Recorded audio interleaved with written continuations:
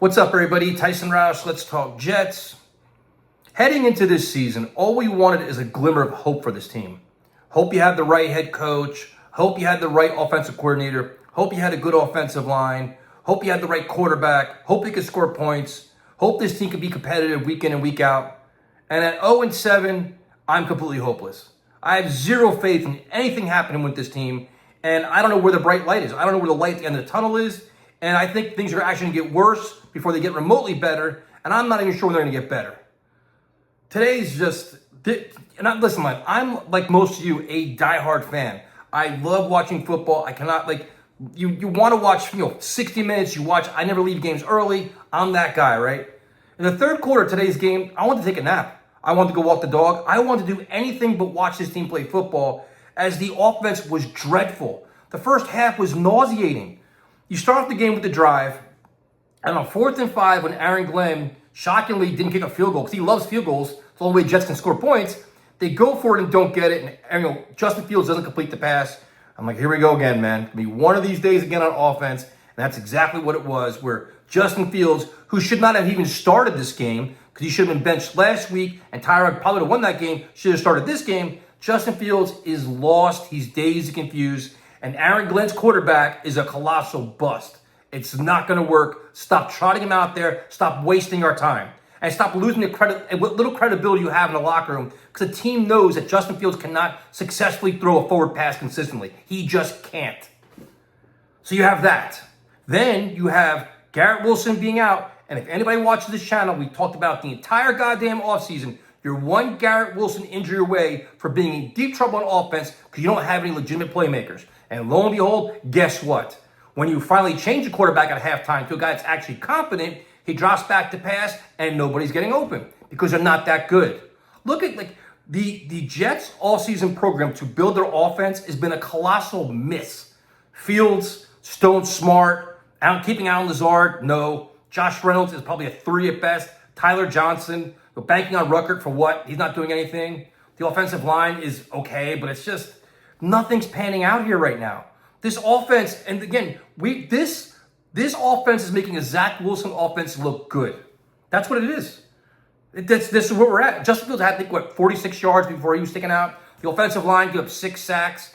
John Simpson, who we thought was going to be like a cornerstone of the offensive line, has become a penalty machine. He had a terrible personal foul. Then he had a false start deep down in the red zone. That's a disaster. I mean, you can't get over it. Then you have this head coach, this aggressive, I talked to Bill Parcells guy, right?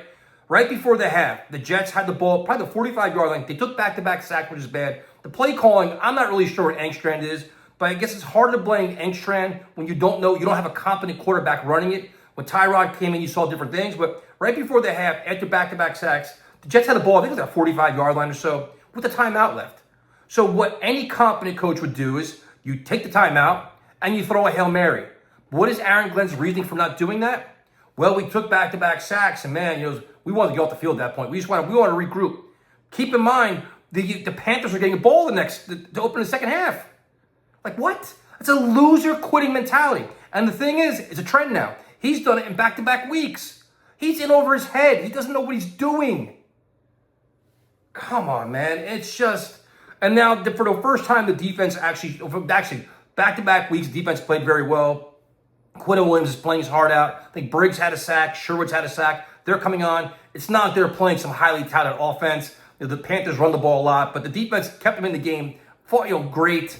The play at the end of the game where A.Z. Thomas got beat was a joke. It was clearly offensive pass interference.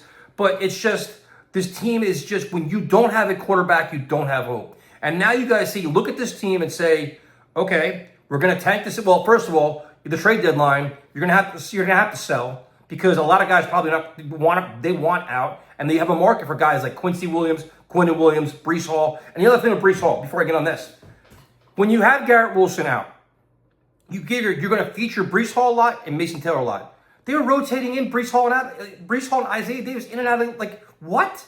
Breece Hall should have had 30 carries today. I know you said he got hurt. And 10 catches out of the backfield. What was Engstrand even thinking here? Makes no sense at all. So, you got the trade deadline now where it's you can sell everybody. But now you have to wonder, do you have the right guys in place to actually, when you had this surplus of whatever, cap space or draft capital, to make it worthwhile, to get the right guys and actually build this up? And how do you have that faith? Based on what? Like, it's literally blind faith at this point. Because there's nothing really to believe in. There's not one part, like the defense coming on is a positive, I guess. But it's not like you're walking like, well, we have this because, these guys on defense could be gone. Man, I don't know what to do with this. I don't know how to react. You're looking at, you're going to have a top 3 pick most likely. You're going to hand to a defensive-minded head coach and a second-year offensive coordinator that's proven absolutely nothing in the NFL, and then hope they're the right guys to turn this around and build an offense and move forward with it and win football games. Hope.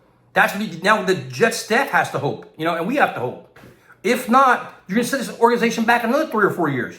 It reminds you're going to have, it reminds me when the Jets let McCagnon go through a draft and spend $100 million of cap space and then fire him. You feel like you're in the same spot here with the Jets where you're going to let Glenn and these guys sell everybody off, go sign players. And the other thing too is, I'm just going on a rant now. The other thing is too is, what player in their right mind is going to want to come here? Think about this. It's going to be 15 years, no playoffs, with a coach that is back in year 2 is going to be on the hot seat, right? With an offense that's dreadful. So if you're a free agent player, why would you even want to come here? You have to either grossly overpay them or be, why? There's no reason. If you're a veteran quarterback, you don't want to come here. If you're a head coach, you don't want to come here. Like, everybody's like, oh, go get this guy, go get that guy. This is not a desirable job at all. Your only saving grace is if you have $100 million in cap space and the number 1 pick in the draft, you say, hey, Cliff Kingsbury, listen, man, pick any quarterback you want and just as your team. Will even Woody Johnson even do that? I just don't have any hope anymore. I have nothing. There's nothing to buy into, nothing to believe in. All of our favorite players are most likely going to be gone, minus Garrett Wilson next year. What are we even doing here? What? This is where are we going with this? And the more Glenn talks, the more he started out all brash and bold, and slowly but surely, the Jets, the stink of the Jets, and the overwhelming facet of this team is eating him alive. Where we're getting moral victories to the point where I think he's happy losing close games to say it was a close game. It was close. Punting when it's fourth and 10, he's punting the ball, hoping his defense can get off the field.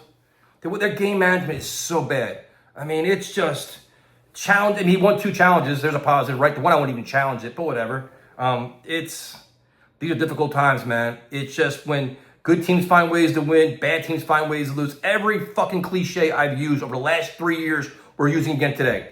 And the sad thing is, a lot of this was predictable. It was. Throughout the coaching hiring process, everybody's like, oh, well, you supported Glenn. Let's keep this shit real here. We wanted an experienced head coach to take over this team because the job is way too big for a first-timer, especially if you want to develop a quarterback. If you want to develop a quarterback, you want an offensive-minded head coach. We all were saying the same thing. Or a guy that's been there, done it, and actually won in the NFL. Something the Jets never do. But then your offseason approach, the offense, all predictable. All these things. Every Jet fan's biggest nightmare with all the things happening is actually coming to fruition now. It is. All of it. All of your concerns actually happening in real time. And we're experiencing it week in and week out as this team loses games.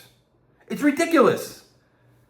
You can't, I will not go to another game until the Jets are over 500. They've got to be over 500. I'm not buying a jersey, t-shirt, nothing. I can't. I'd rather go see concerts, go on vacation, enjoy life. This team isn't worth it anymore. Again, I'm old, dude. I'm old. So I've been there, done that. I actually had season tickets for the Kotite days, and this is worse than that.